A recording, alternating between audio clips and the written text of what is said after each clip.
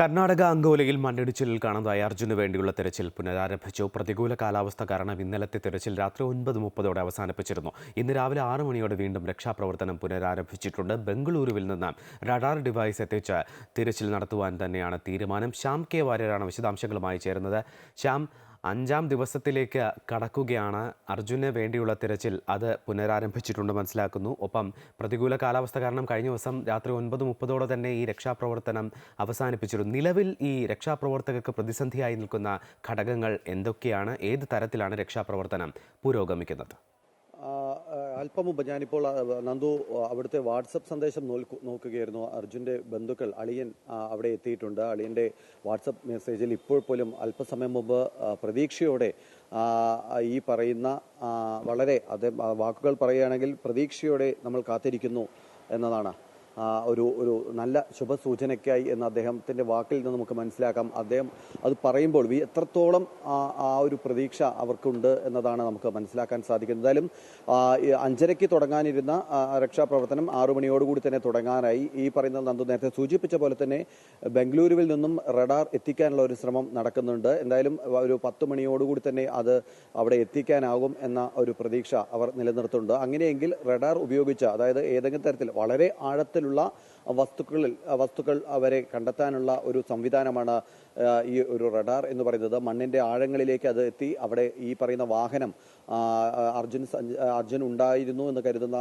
Lorry അവിടെ ഉണ്ടോ എന്നതാണ് ആദ്യം മനസ്സിലാക്കേണ്ടത്. അങ്ങനെയെങ്കിൽ കുറെ കൂടി എളുപ്പത്തിൽ, അതായത് ആ റഡാർ സൂചന നൽകുന്നതിനനുസരിച്ച് ആ ലോറിയിലേക്ക് എത്താൻ ആ ഭാഗത്തുള്ള മണ്ണ് നീക്കം ചെയ്ത് അവിടേക്ക് എത്താനാകും എന്ന പ്രതീക്ഷയാണ് ഇപ്പോൾ അവിടെയുള്ള ബന്ധുക്കളൊക്കെ പങ്കുവെക്കുന്നത്. എന്തായാലും വലിയ സജ്ജീകരണമുണ്ട് എന്ന് അവർ വ്യക്തമാക്കുന്നുണ്ട്. കാരണം രക്ഷാപ്രവർത്തനത്തിന് ദേശീയ ദുരന്ത നിവാരണ സേന എത്തിയിട്ടുണ്ട്. ഒപ്പം തന്നെ കർണാടക സംസ്ഥാനത്തിന്റെ ദുരന്ത നിവാരണ സേന, ഫയർഫോഴ്സ്, പോലീസ് എല്ലാം, ഒപ്പം തന്നെ ഈ പറയുന്ന ആ ഭാഗത്ത് കൂടിയിരിക്കുന്ന നാട്ടുകാരടക്കം ഈ ഒരു രക്ഷാപ്രവർത്തനത്തിന്റെ ഭാഗമാകുന്നു എന്നതാണ്. 10 മൃതദേഹങ്ങൾ ഈ പറയുന്ന മണ്ണിടിച്ചിൽ നിന്നും ആ ഭാഗത്ത് കിട്ടിയിട്ടുണ്ട്. ഈ പറയുന്ന അർജുൻ നിർത്തിയിട്ടിരുന്ന ചായക്കടയിലുള്ള ഒരു കുടുംബത്തിലെ 5 പേരുടെ മൃതദേഹം, പിന്നെ നേരത്തെ ഉണ്ടായിരുന്ന ടാങ്കർ ലോറിയിൽ നിന്നുള്ള 2 പേരുടെ മൃതദേഹം, പിന്നെ 3 മൃതദേഹം, ഒരു കുട്ടിയുടേതടക്കം 3 മൃതദേഹം തിരിച്ചറിയാനാവതെയും ലഭിച്ചിട്ടുണ്ട്. ഇത്തരത്തിൽ 10 മൃതദേഹങ്ങൾ അവിടെ കിട്ടിയിട്ടുണ്ട്. ഇനി മണ്ണിനടിയിൽ ഈ അർജുനെ കൂടാതെ മറ്റാരെങ്കിലും ഉണ്ടോ എന്നതടക്കമുള്ള പരിശോധന കൂടി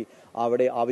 ഇന്നലെ നമുക്കറിയാം പ്രതികൂല കാലാവസ്ഥയാണ് ഏറ്റവും വലിയ വെല്ലുവിളി എന്ന് പറയുന്നത്. പ്രത്യേകിച്ച് 500 മീറ്ററിലധികം ഉള്ള ഒരു കുന്നാണ് ഇപ്പോൾ, 500 അടിയിൽ നിന്നാണ് ഇപ്പോൾ ഈ ഒരു കുന്ന് വീണത്. ഏതാണ്ട് ടൺ കണക്കിന് മണ്ണ് അവിടെ ഉണ്ട് എന്ന് അവിടെ നിന്നുള്ളവർ വ്യക്തമാക്കുന്നു. അത് എത്രത്തോളം സമയമെടുക്കും അത് നീക്കം ചെയ്യാൻ എന്നതാണ് എടുത്തു പറയേണ്ടത്.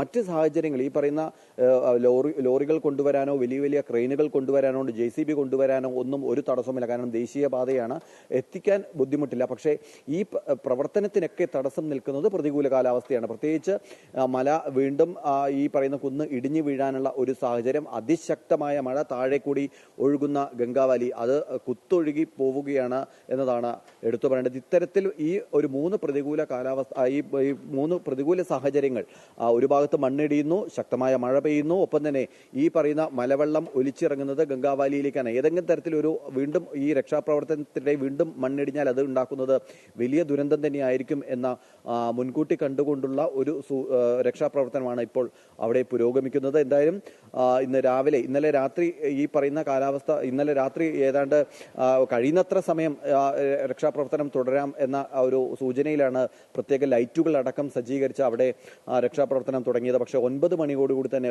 കാര്യങ്ങൾ മാറിമറിഞ്ഞു. കാലാവസ്ഥ വീണ്ടും രൂക്ഷമായി, ശക്തമായ മഴ പെയ്തു. അതുകൊണ്ട് തന്നെ തൽക്കാലം നിർത്തിവെച്ചു. ഇന്ന് വീണ്ടും തുടർന്നിരിക്കുകയാണ്. എന്തായാലും വലിയ പ്രതീക്ഷ ഇന്ന് ഉണ്ട് എന്നതാണ് എടുത്തു പറയേണ്ടത്. കൂടുതൽ ഇവിടെ ഈ മഴ മാറി നിൽക്കുന്നു, സാഹചര്യങ്ങൾ അനുകൂലമായിരുന്നു രക്ഷാപ്രവർത്തനത്തിന് എന്നുള്ളത് മനസ്സിലാക്കുന്നു. ഒപ്പം ഈ ഇത്രയും ദിവസം കഴിയുന്തോറും ഈ കുടുംബത്തിൻ്റെ ഒരു പ്രതീക്ഷ അത് വളരെ വലുതാണ്. അവർ എത്രത്തോളം പ്രതീക്ഷയോടെയാണ് കാത്തിരിക്കുന്നത്. കഴിഞ്ഞ ദിവസം തന്നെ ഈ രക്ഷാപ്രവർത്തനം രാത്രി ഏറെ വൈകിയും തുടരണമെന്നൊരു ആവശ്യമൊക്കെ കുടുംബം മുന്നോട്ട് വയ്ക്കുന്ന ഒരു സാഹചര്യമൊക്കെ ഉണ്ടായി. അതുകൊണ്ട് തന്നെ അവർ വലിയ പ്രതീക്ഷയിലാണ് അർജുൻ തിരിച്ചു വരും എന്നുള്ളൊരു പ്രതീക്ഷ തന്നെയാണ് കുടുംബവും പങ്കുവയ്ക്കുന്നത്.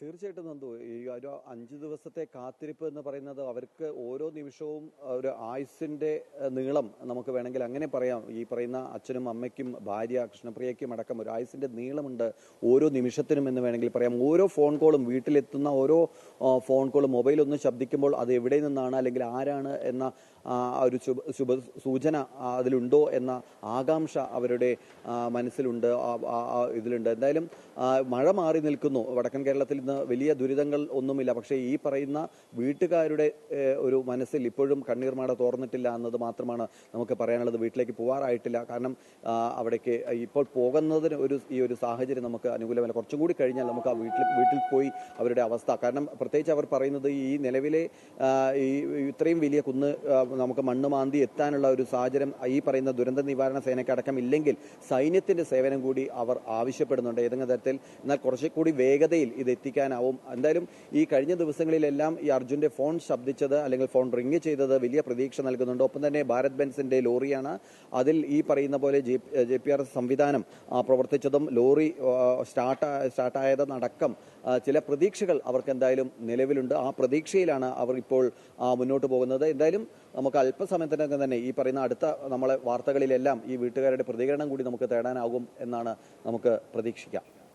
തീർച്ചയായും ശ്യാം കെ വാര്യരാണ് വിശദാംശങ്ങൾ നൽകിയത്. എന്തായാലും ഇപ്പോൾ അർജുൻ ഓടിച്ച ലോറിയുടെ ഓണറായ മനോഫ് കൂടി നമുക്കിപ്പോൾ ടെലിഫോൺ ലൈൻ ചേർന്നില്ല. ശ്രീ മനോഫ്, സ്വാഗതം. Good morning. കേരളത്തിലേക്ക് ഈ അർജുനെ കണ്ടെത്താനുള്ള ശ്രമങ്ങൾ തീവ്രമായി തന്നെ നടത്തുകയാണ്. തെരച്ചിൽ ഈ ഘട്ടത്തിലും പുനരാരംഭിക്കുന്നത്. ഏത് തരത്തിലാണ് കുടുംബം വളരെ പ്രതീക്ഷയോടുകൂടി തന്നെ കാത്തിരിക്കുന്നു അർജുൻ തിരിച്ചെത്തുമെന്നുള്ളത്? എങ്ങനെയാണ് താങ്കൾക്ക് ഈ വിഷയത്തിൽ പ്രതികരിക്കാനുള്ളത്? എന്താണ് സത്യത്തിൽ സംഭവിച്ചത്?